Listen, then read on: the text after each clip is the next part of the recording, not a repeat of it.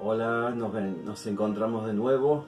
Este es el segundo video sobre los libros proféticos y estamos aprendiendo, recordando algunos conceptos y algunas verdades del libro de Isaías, el profeta Isaías, cuyo nombre significa Jehová salva o el Señor es salvación.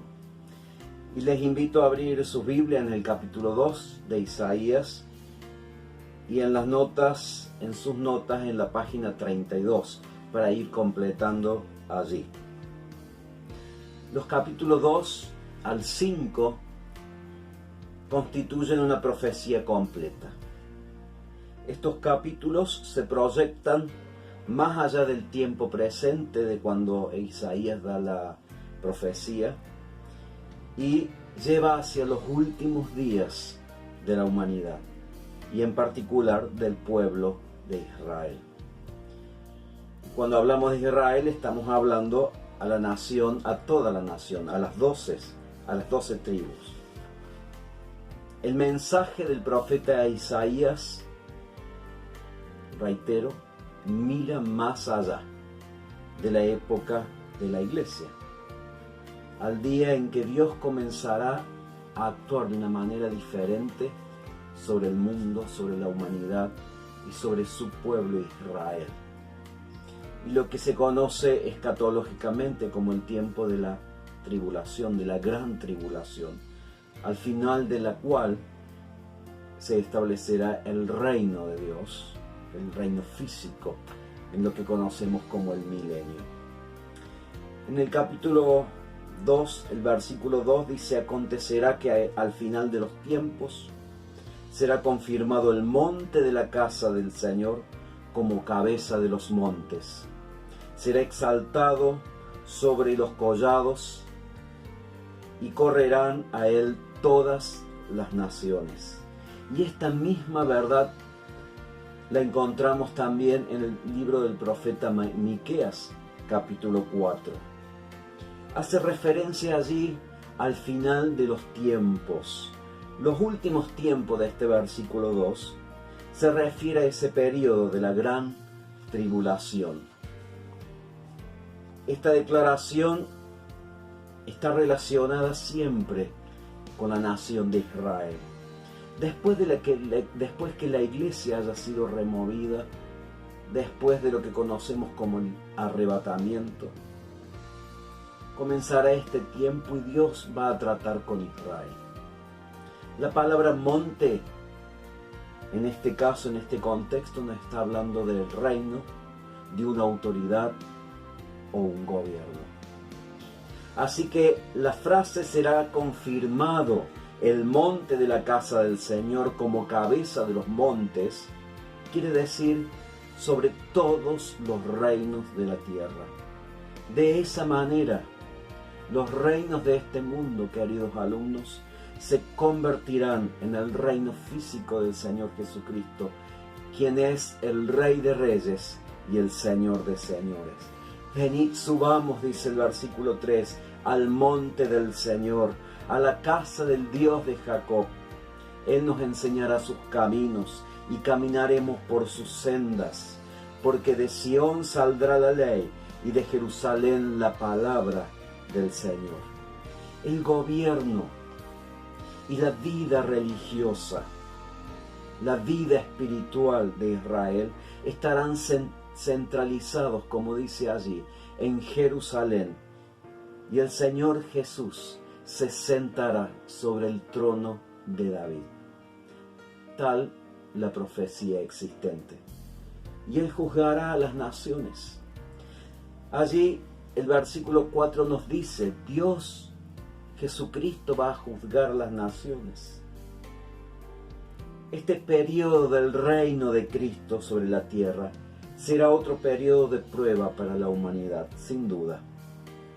Y habrá muchos que aún serán juzgados durante este periodo. El reino del Señor sobre el mundo será un reino justo. Por eso habla de convertirán sus espadas en rejas de arado y sus lanzas ¿en qué? En hoces. Dios reinará, Jesucristo reinará será un reino de paz, un reino de prosperidad, un reino de justicia para todos. Solo durante esta época del reino las armas se convertirán en instrumentos de trabajo. Solo en esa época no serán, queridos alumnos, las necesarias las medidas de seguridad que tomamos hoy, todos los recaudos para sentirnos un poco seguros en nuestra sociedad. ¿Por qué?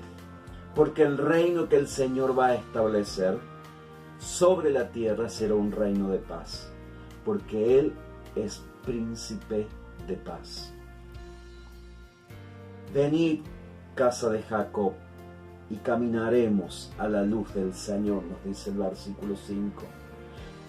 Viendo la realidad del reino futuro, del reino milenial profetizado, el Señor a través del profeta exhorta al pueblo: vengan y caminaremos. Hace una invitación, hace un llamado. Dios siempre, antes del juicio, llama. Dios siempre convoca, la trompeta convocando. ¿Por qué? Porque es evidente que su situación espiritual no es la óptima, no es la que Dios quiere. No estaban caminando a la luz del Señor. Por eso de los versículos 6 al 9 encontramos los 8 pecados nacionales que reflejan la situación espiritual de Israel, llenos de costumbres de oriente y de adivinos. Además, la tierra está llena de ídolos y se han arrodillado ante la obra de sus manos, declara el Señor por el profeta Isaías.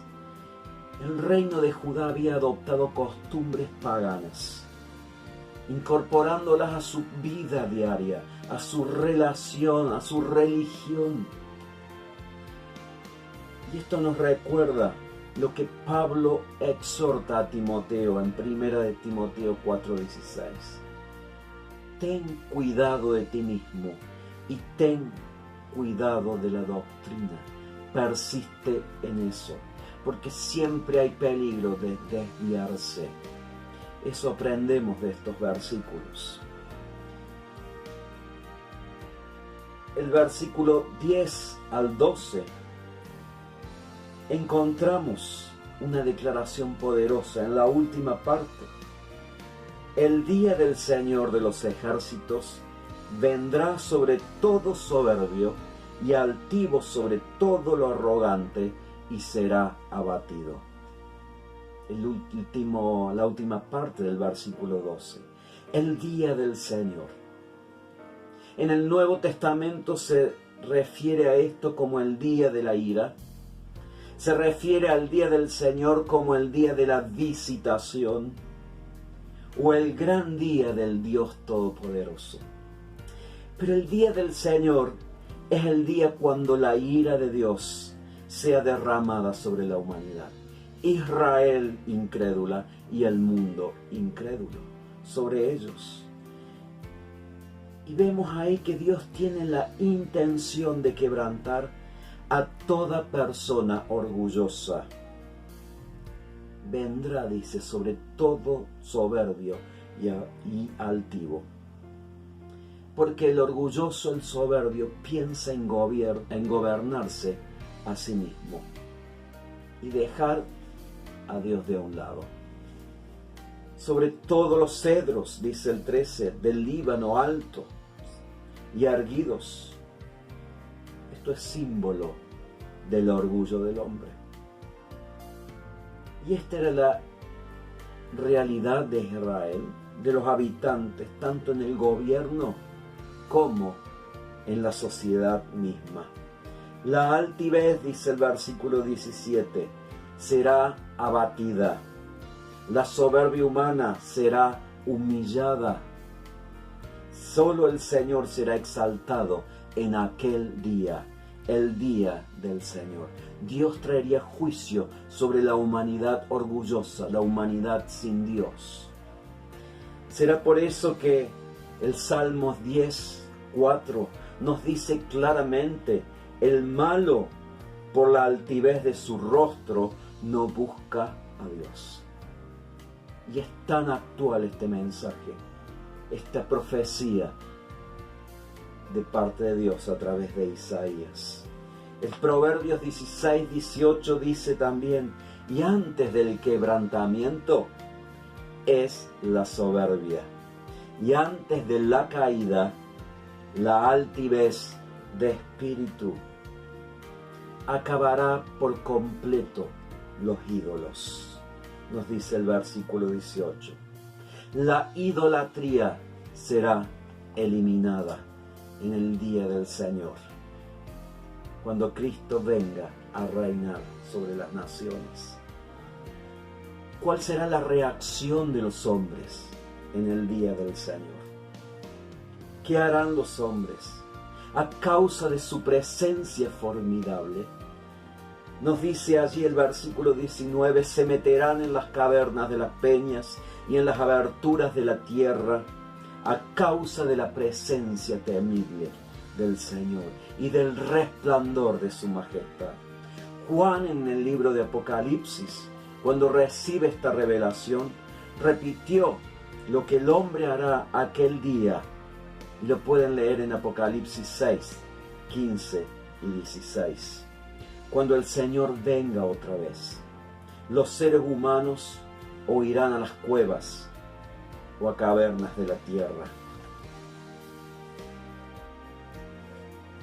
El capítulo 3, que forma parte de esta profecía completa del 2 al 5, como dijimos, el Señor da énfasis, hace énfasis en las causas que provocaron la ruina de Israel en esa época.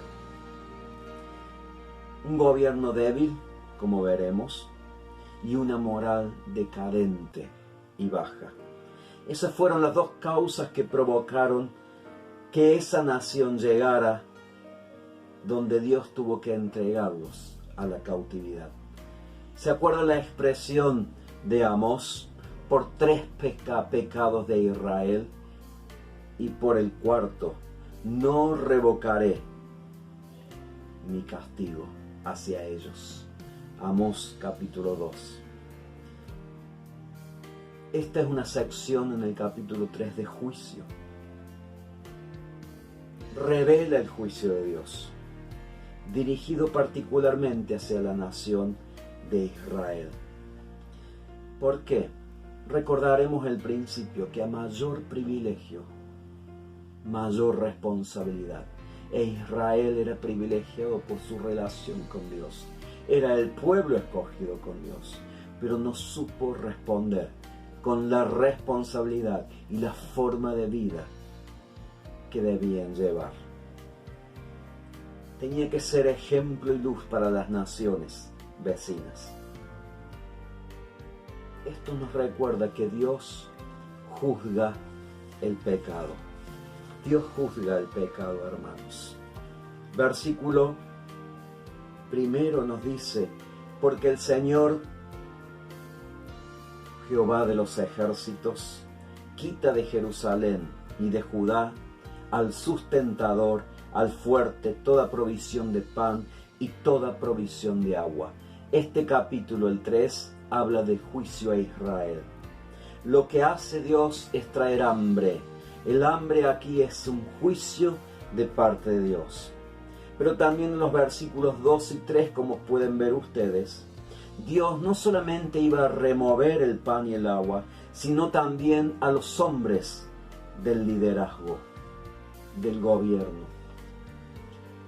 El primer juicio era hambre. El segundo era la remoción de hombres calificados en el gobierno para guiar. El tercer castigo que vemos en el versículo 4, capítulo 3, versículo 4: y les pondré jóvenes por gobernantes, muchachos serán sus señores. Con esto Dios estaba poniendo gobernantes inmaduros, que ocuparían cargos altos, pero carecerían de experiencia y de la capacidad necesaria para guiar un pueblo. Y recordemos, hermanos, el Proverbios 22:15, la necedad está ligada al corazón del muchacho. Y esta era la condición de esos jóvenes, por eso es juicio de parte de Dios. El Proverbios 19:3 es tan hermoso lo que declara allí. La necedad del hombre le hace perder el rumbo y encima se enoja contra el Señor. Y este era el juicio que Dios traía con Israel. Gobernantes o guías inmaduros y necios. El cuarto juicio que observamos está en el versículo 5. Brotará la violencia de unos contra otros, revueltas sociales en Israel. Esto nos recuerda, queridos hermanos, al carácter de los hombres en los últimos tiempos, según lo describe el apóstol Pablo en 2 de Timoteo capítulo 3. Al oír estas palabras en el capítulo 3 podríamos pensar que Isaías está hablando de nuestra realidad. Por eso la palabra es viva y eficaz. Y esta palabra se aplica a nuestros días hoy. Describe a nuestra sociedad hoy. Arruinada está Jerusalén, dice el versículo 8. Y Judá ha caído, pues la lengua de ellos y sus obras han sido contra el Señor, para desafiar la faz de su gloria. ¿Cuál es la causa de su situación? Estaba en ruinas, había caído, pues habían dejado a Dios, desafiaron a Dios mismo. Eso es lo que dice en este versículo 8. Dios había sido apartado del gobierno. Dios había sido apartado de las decisiones políticas, así como en todas áreas del pueblo, de la vida del pueblo y la vida personal. La apariencia de sus pecados, dice el versículo 9, de sus rostros, testifica contra ellos, porque como Sodoma publican su pecado. Israel estaba arruinada, y sin embargo seguía pecando sin vergüenza. Números 32:23 nos dice: y saber que vuestro pecado os alcanzará. El pecado se practicaba abiertamente en Israel. No había conciencia. Por eso el Señor declara: ay del malvado, mal le irá, porque según las obras de sus manos le será pagado, dice el versículo 11. Ay del malvado. Y esta es otra forma de decir lo que encontramos en la palabra. En Gálatas 6:7. Dios no puede ser burlado. Todo lo que el hombre sembrare, eso también segará. Ay del malvado, el que ha dejado a Dios afuera de su vida. Israel estaba arruinada, caída por esto. Los opresores de mi pueblo son muchachos y mujeres lo dominan. Otra traducción dice sobre el versículo 12: pobre pueblo mío, oprimido por niños y gobernado por mujeres. El Señor está al pie allí para litigar. Los ancianos y los gobernantes eran los líderes de la nación, así lo había establecido Dios. Sin embargo, por su condición, Dios los confronta y coloca sobre ellos líderes que no son maduros, no son adultos. Y en los días de Israel, como también lo vemos en la profecía de Amós, había quienes se enriquecían y dominaban a los demás. Por eso el Señor también dirige una palabra a las mujeres que no estaban fuera de esta situación. Asimismo dice el Señor en el 16: por cuanto las hijas de Sión son orgullosas y andan en el cuello con el cuello erguido y ojos seductores. No dejemos de leer Amós capítulo 4 del 1 al 3. Es la misma descripción. El problema, por supuesto, no era la cuestión de la vestimenta o los ornamentos. El problema era el corazón. Y esto en total consonancia con el Nuevo Testamento, la epístola de 1 Pedro 3 del 1 al 4, donde Pedro explica el rol de las mujeres, cómo deben comportarse, cosa que las mujeres en Israel no estaban haciendo. El Señor traería castigo. Dios había dispuesto que el pecado tiene consecuencias. Y Dios ha dispuesto que el pecado tiene consecuencias. Esas mujeres iban a ser enjuiciadas. La ropa, por lo que describe allí del 18 al 24, el Señor menciona artículos, alrededor de 20 artículos de ropa y moda femenina. Es notable, hermanos, la ropa de la mujer, la moda femenina, puede ser uno de los termómetros de cualquier civilización. ¿Se dieron cuenta? Porque lo que hay en el corazón se manifiesta. Para Dios lo importante es lo interior, es el interior, el corazón. Pero estas mujeres manifestaban su altivez, su orgullo, su soberbia a través de la ropa. Como esa nación no hizo caso a las advertencias de Dios, los israelitas, queridos hermanos, fueron conducidos al cautiverio. Y también hoy Dios ha advertido de las consecuencias del pecado y de la rebelión humana. Dios sigue advirtiendo porque quiere que todos los hombres sean salvos y vengan al conocimiento de la verdad. Así nos declara 1 Timoteo 2:4. Porque Cristo es la propiciación, recuerden esto, es la propiciación por nuestros pecados. Y no solamente por los nuestros, sino también por los de todo el mundo.